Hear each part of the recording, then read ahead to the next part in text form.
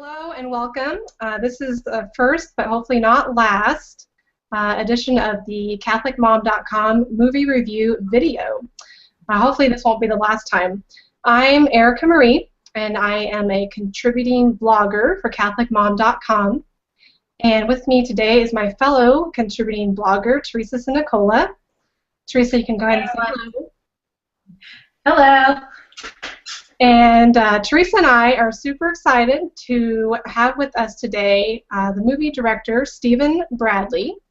And he has written and directed a new movie that's coming out. It's called Noble. It comes out to select theaters nationwide on May the 8th.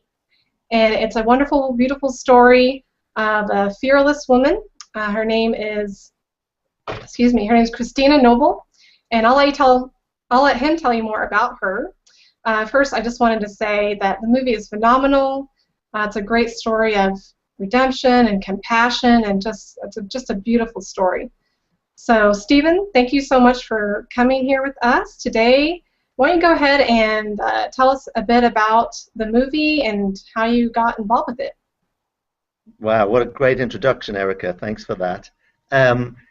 The movie Noble, it's a true story about Irish woman Christina Noble, and she had a very tough childhood in Ireland, but during her 20s had this really strong dream that she should go to Vietnam for some reason. And when she'd brought up her own children in 1989, she went to Vietnam with a few $1,000s and discovered a huge population of street children, and decided that this was sort of her destiny for the rest of her days, and has since helped over 700,000 street children in Vietnam and then later in Mongolia. And the reason that I got involved in it is that my wife, Deirdre O'Kane, who plays Christina in Vietnam, she's a very well-known actress and stand-up comedian in Ireland, and actually is on a family show called Moon Boy, which is on Hulu in America at the moment, starring Chris O'Dowd. And she had read Christina's books, of which there are 2, and had also done some fundraisers as a stand-up comedian for the Christina Noble Foundation. And she decided that she'd really love to develop the story of Christina Noble as a movie, and she kind of pitched that to me. And that began a long process of getting to know Christina, getting her trust, and it was about a 6-year process from there to where we are now. Okay, wow, that's great. How did you go about getting Christina Noble involved, or how did you get her to agree to doing this? Well, just by spending a lot of time with her. I mean, obviously, she's had hard times in her life, and she needed to make sure that somebody was going to represent her story, which is a crazy, extraordinary story, as people will discover when they see the film. So I spent about 2 years on and off talking to Christina about how I would make the film, what parts of her story I would deal with, and really getting to know her and her getting to know me. And then what happened is after about 2 years, she said, okay, I'm going to sign over the rights to the books and my life story rights, which is what I needed, legally to make the film. And after that, she said, now, I don't need to be involved. You go off and make the film you're going to make. And that was fantastic for me, because it'd be too difficult to make a film with a living person with them looking over your shoulder. And literally, she didn't see the film until it was completely finished. Oh, wow. You must have been nervous when she first saw it if she hadn't been there all along with you. Yeah, listen, I was very nervous. But her children who've worked with her son Nicholas, who runs the foundation in Vietnam, and her daughter Helenita, who runs the foundation in London now, they had seen a cut of the films, and they loved it. So I knew that I wasn't going to be too far off. Good. One of the things that I love about Christina and her character is this combination of, she was very angry and rebellious, and then on the other hand, she was had such a generous spirit and a strong faith. And you hear about and learn about these women out there doing amazing things, and you think that they're all just core good people and just nice to everyone, and you got to see the human nature, the real Christina Noble in this film. And I'm assuming that is, true to life. And I was wondering if you could tell me, in your experience, what is it about her that enabled her to take, those combinations of just real, flaws and goodness and her dream and her desire to make a difference and actually do something and act on it. Yeah, I mean, Christina's a really complicated character. You know, she's that was one of the things that was so exciting about the making the film and coming across this character, because she's a great character for a film, and she's her story and what she's achieved is just extraordinary. So that was really interesting to me. And I think, what are the aspects of her that allow her to have done what she's done? I think the strength. I jokingly call her the Terminator, because every time she gets knocked down, she gets up again. It's kind of that classic hero's journey where so many obstacles are put in your way that it's unbelievable that one person can manage to overcome it all. But also, that's counterbalanced by the fact that she loves music and she's very funny. She was obsessed with Doris Day when she was a child. So there's some Doris Day music in the film. And actually, Doris Day is her 90th birthday last week, and she has put the trailer of the film on her official website.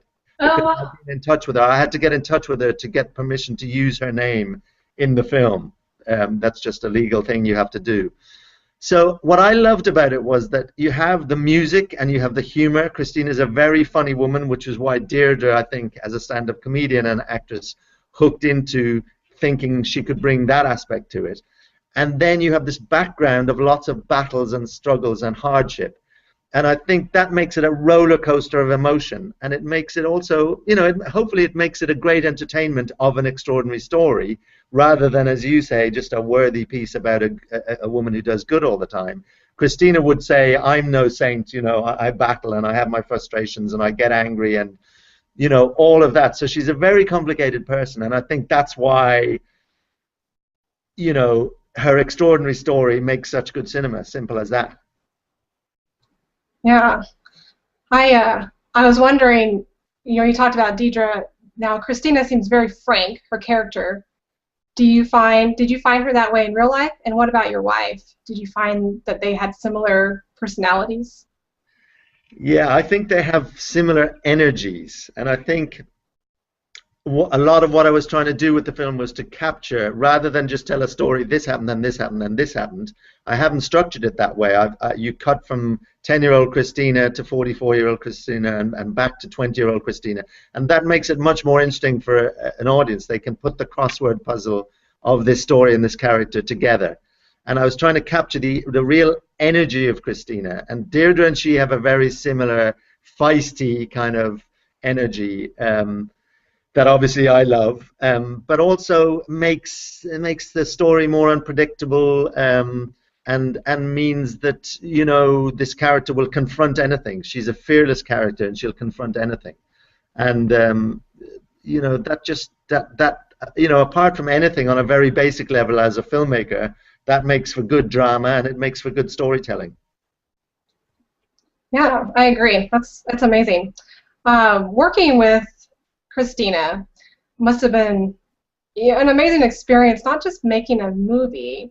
How did you feel, or how do you feel that your experience working with her, how did that affect you personally, or how did it affect your faith, and how did your faith play a part in this whole process?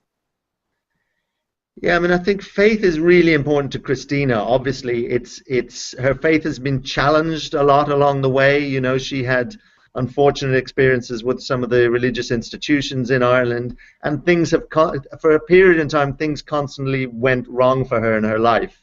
She had an abusive relationship with a husband in Birmingham in England, but all the time, even though her frustrations with her faith and her literal frustrations with God, which she's not beyond charging into a church and expressing those frustrations in this kind of direct line that she feels she has with God, and yet it's those challenges to her faith are always the moments that she's kind of surrendered herself and said, okay, well, you tell me where my life is meant to be going. And she's kind of surrendered herself to following this journey in all kinds of different directions.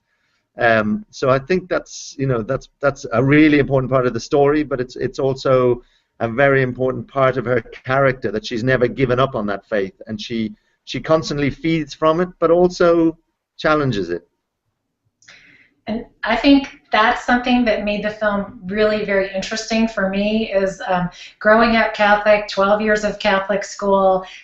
You know, there's some very traditional components of our faith, and what I loved is seeing Christina throw all that out the window, storm into a church, and, you know, challenge God, and then apologize, and then, you know, just have this human conversation. And even though, you know, you never saw her, I don't think you ever saw her do the sign of the cross or pray the Hail Mary or any of those things, yet you knew this woman had such a strong faith. And I was just kind of wondering, I'm assuming that that was kind of intentional to portray her faith journey in that way, and I'm wondering, who are you reaching out to with that message?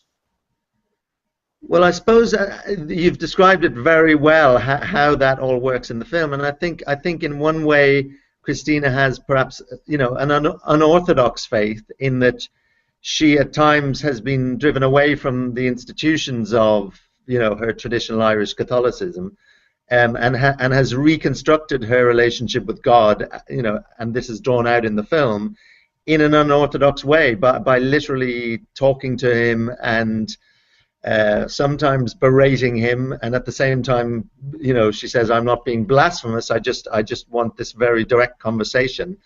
And that's Christina, and you know, I didn't have to make any of that up. That's the way she is to this day. And you know, I was in Paris with her last week doing press for the French release, and she'd be talking to all the journalists about that, you know, and it just in a very direct way, you know, challenging them about their faith as well. Not in a pushy way, but just she's just very honest about where she's coming from in all aspects of her work and her faith and her life and her children and her family. She's very comfortable in her skin, and you know, it's that strength that sort of drives everything through in her story. I find it really very refreshing, because you have this expectation, if you're going to see a movie and the character is Catholic and she's living in, or she's interacting with nuns, you expect something, and then, you know, she just didn't meet those expectations, but you were left feeling like she had a stronger faith than you do. And the moment I loved most, I think, when it comes to the portrayal of her faith, is where she is in the church and she throws her arms up like she gives up, and she says, "Okay, I'll tell you what, I'll walk and you lead." And I mean, that was, you know, so that was literally what she did, but it's just a metaphor for what she did in her life, and it worked, and she got the answer that she needed, and I thought that was phenomenal. Yeah, and actually that is described very similarly to that in her book, and she literally did have this sort of crisis where she got to Vietnam having followed this dream that she'd been hanging on to for 20 years and didn't really know what she was meant to be doing, and was almost resisting what she saw with the children around, and couldn't face what looked like a lifetime's journey, and went and had a conversation very similar to that, and walked for hours and hours and hours through the streets of Saigon until she came to the moment, which I won't give away, spoiler, that we show in the film, just a moment that changed the rest of her life, really. Mm-hmm. Yeah, I love that. I'll see if maybe I can add a clip in when we edit. But that, what you said, Teresa, and there was another one after she had come from, I don't want to give it away either. She was in a church also, and something tragic she had just lost. And she had that same, just, you know, giving it to God. And I was at a grief support meeting the other day, and we were talking about how important that is, to be able to just be completely honest with how you're feeling. So, yeah. Teresa, did you want to ask him about the nuns and all that? Sure. In fact, we kind of debated where we're going to ask you this question, but I think we've touched on it a little bit. And what struck me is the portrayal of all of the nuns in the film as being kind of mean and heartless. And personally growing up in that Catholic school system, I can see where people have definitely had that experience. And I was wondering, is that, the sum of her memories of the Catholic Church, or was that just the pivotal moments that were necessary to tell the story? Yeah, no, well, I think that's a very good question. And jokingly, sometimes Christina would say to me, you let the nuns off lightly. Because there were worse things that happened, and that's one of the things about telling her story is, as I said earlier, counterbalancing. An audience, you don't need to tell the audience every terrible thing that happened to her. An audience knows these stories and can fill in, okay, there were probably other events and etc. And I think that's an important aspect of the film, that you're constantly showing the lightness against the darkness. And I think Christina would also say, listen, there were plenty of nuns who were nice to me and kind to me and whatever. And I suppose that, as a filmmaker, I don't have long to tell those parts of the story, because I'm moving on to Vietnam quite fast, to lots of other aspects of the story. So in a way, I have to be maybe a little bit blunt about the events where she's hard done by the nuns, and without giving anything away, there is a nun that appears to be nice and lovely and perhaps turns on her in the worst way, rather than being right in her face, is a little bit two-faced. But I think I probably am a little bit guilty of simplifying those for dramatic reasons. But again, as I say, Christina would say sometimes I should have been harsher in that aspect of the film and other aspects. But in a way, it's a film for older children as well, so that I didn't want to be getting into any really of the really too much gruesome aspects of the tougher experiences that she had as a child. But they were hard times in the Catholic Church in Ireland, and there was a lot of, as we've seen with Philomena, there were a lot of wrongs done to people. And anybody who's interested in the detail of that could read Christina's first book, Bridge Across My Sorrows, and that really describes more of the total of her story that's in the film. Okay. Yeah. I think you kind of hit on what I liked about the movie, and I had to admit that by the end of the movie I was sobbing. My face was just drenched in unabashedly crying, and my husband was sitting next to me, and I think I might have seen a tear on him, but he wouldn't admit to it. I think what moved me, and it wasn't just the sadness of what she saw, but just that amazing mercy and redemption. She had suffered all of that cruelty, and whether it be things that happened to her, or maybe choices she made, or whatever it was, and yet she came out of it on top. In Spanish, the language, the word survive is to sobrevivir, which literally means to be on top of living. And I think that's why I cried at the end, because she had gotten on top of that life that had tried to crush her. And even though there were people, even within the church, that had tried to take her spirit away, she wasn't going to leave her faith, and she was going to keep walking and keep letting him lead her. And I just love that so much. Yeah. And when those tears come at the end of the film, in a way they're happy tears, because you're seeing her victories. And it was an important thing that I did with the three actresses as well, which is that they don't cry. Christina never cries until the end, when the victories come.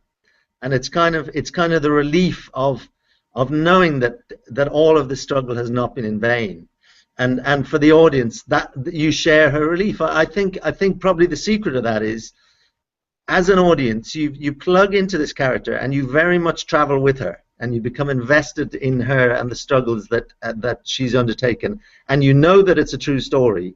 So you have to feel that uplifting relief at the end of the film, when you realize that, unlike so many other stories, there isn't a tragedy at the end of this. There is a woman who has victories and uses those victories to deal with other people's tragedies. And I think, in the writing of it, that was where I was kind of treading on eggshells of trying to get to that moment where the emotions can just flow for the audience and for her, but have it uplifting, because that's what the film is. The film is uplifting. It's not grim. There are grim moments in it. Like any hero's journey, you've got to go through those downs to get to the ups. But I'm glad that that sense worked for you at the end, and you know, they're tears of relief and joy, I think, as much as anything. Yeah, I think you did an excellent job getting to that, and I think I cried because it's really the story of life. You know, we really want everyone to be able to get, like you said, you have to write as a writer. You know, sometimes you know what the end is that you want to get to, but how to get there is tricky. And you really did a good job of it, and we hope everybody can reach that point. Well, I think, you know, a lot of I mean, I've seen it with many, many audiences now, particularly here in the US, actually, and people have two reactions at the end. You know, one is what an amazing, extraordinary story that one person went through. How come I've never heard that story before? And I always go, well, here it is. That's why I made the film. And the second one is that just people feel uplifted and a little bit humble at the end, and often come out going, you know, what can I do? And you know, maybe I want to do something extra with my life. And you know, that's a great reaction as well to have from an audience, from a film, from a movie that is ultimately an entertainment as well. I mean, yeah, that's. I think that's a really good point, and I think that comes back to the last question. Teresa, I don't know if you want to go ahead and bring up that last question I had there about how this applies to Catholic moms. Well, I think, you know, I had that second reaction that you mentioned. I was like, well, gosh, if this woman basically, you know, traveled across the world on a dream, you know, it was like something from the Bible that she did to make a difference, and yet, you know, sometimes I have such good intentions. I see about a natural disaster or something happening in the world, and I want to make a difference, and I want to do something, and I never actually step out of my own world and my own life in order to do that. And the people watching this interview right now are, you know, Catholic moms in the throes of raising their children and, you know, running a ministry or a job, or, you know, all the things that we do. And I just kind of wanted to get your perspective on, certainly not all of us can do or are called to do what Christina did with her life, but kind of what is the message or the inspiration that you hope that we all kind of receive from her story? Well, I think I can quote Christina directly on that, actually, because pretty much the same question was asked by a member of the audience in a screening that I was at in Paris, in France, with her last week, about, you know, what can I do if I feel that way at the end of the film? What can I do? And Christina was very simple about it, and she said, just take something small and local to begin with. You know, maybe later on you're going to get involved in something big, but to begin with, take something small and local and do something about that, and that will engage you and help you with as a response to what you're getting from the film. You know, there's no message from the film really, other than to try and get people to watch Christina's story and enjoy the story. If somebody walks out of the cinema, thought it was a nice film or whatever they think, and doesn't want to engage, that's totally fine, just as much as it is for somebody who does want to engage. And you know, going back to the local events, you know, Christina's children always used to tell me when I was researching about, you know, when they were kids, she would often turn up with a homeless man to give him dinner, or she'd be giving bread out of the back of their shop to people who needed bread, or she'd be doing loads of little things before she went on this great adventure. And I mean, she had done some big things that I couldn't put in the film before this great adventure as well, and subsequent to this great adventure. But it's not, you know, it's not a messagey film. It's a film about this amazing woman and her extraordinary story. And people should feel free to take whatever they want from the film, and not feel that it's got a pressure to put on them.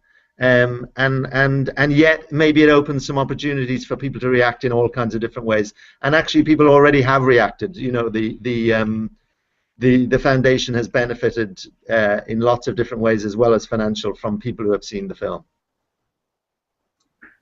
Yeah, that reminds me of I think Mother Teresa and Christina Noble, I'm sure you've heard this.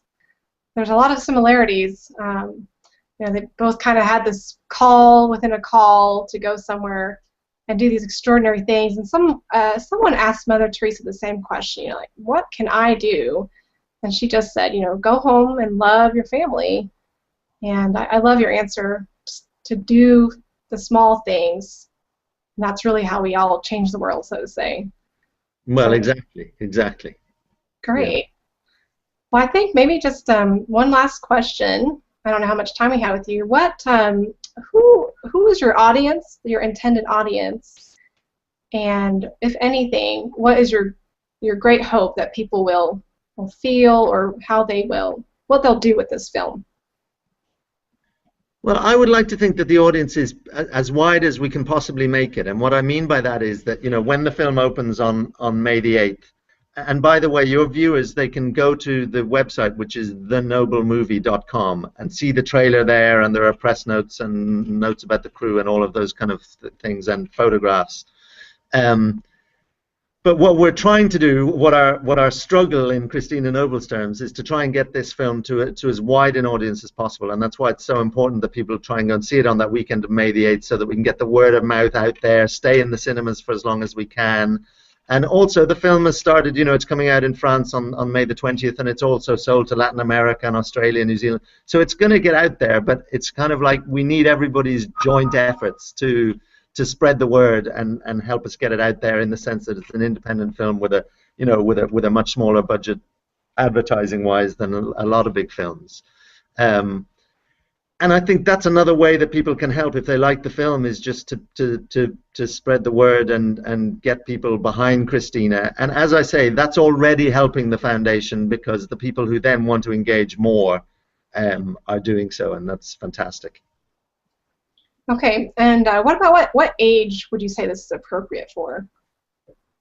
I was thinking about this last night, actually, and I think it's appropriate for probably 12-year-olds and above.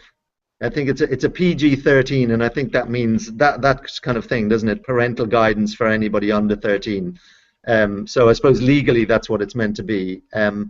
I went to a festival in Boston, and a young lady came along. I think she was 12, and she hadn't wanted to come at all to the film, and her grandfather had dragged her kicking and screaming along to the film. And she told me afterwards it was the best film she'd ever seen.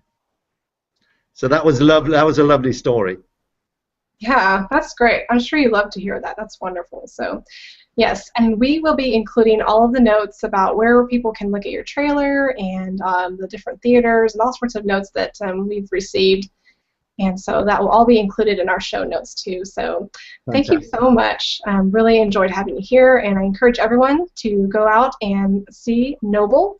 Again, it comes out to theaters nationwide on May the 8th, and hopefully, as Stephen said, world domination after that. So go out and watch it and tell everybody about it, and tell people about the Christina Noble story. So, all right, thank you, Stephen, for being with us today. Thanks so much. Thanks for having me.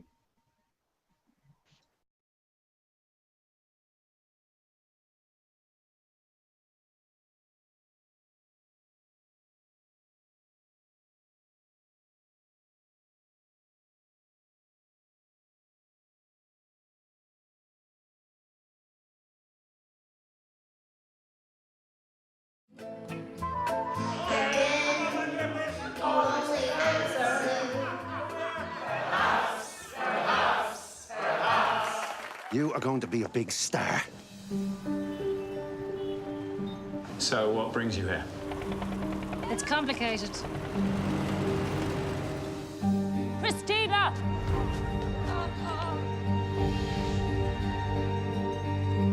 Don't let me, Mum, Daddy. God can't cure everyone. Recommendation is that the children be sent to separate institutions. Look at you, a young woman. Beautiful. You're only 17. You haven't got a husband. You're going to have a baby. Where is he? He's been adopted. Oh. You've let me down very badly, so you better have something very good in store for me. I had a dream. I know you sent me the dream. But today, right here, I have my explanation. I need to find a way to help these kids. When I was young, I was also homeless. I know how hard it is. It's just a drop in the ocean. This is only the beginning. If we build one centre, we can build 10. You don't want to work for me, do you? I want you to come and work for me. Forget about education or healthcare. Forget about protection from danger or a little bit of love. What is it that you intend to do for the children? I will bring hard work, love for the children, my heart. We're moving. Going up in the world. Hey! What do you think you're doing? Those children are my guests. It is forbidden for any foreigner to work in Vietnam. I just have to take my chances. You have already met your destiny. You have nothing left to prove. I have everything left to prove.